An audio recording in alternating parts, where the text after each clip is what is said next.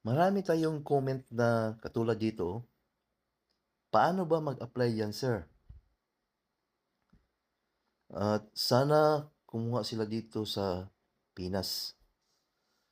Sa ngayon kasi, hindi nagpapasok ng OFW ang US at hindi sila nag-issue ng working visa.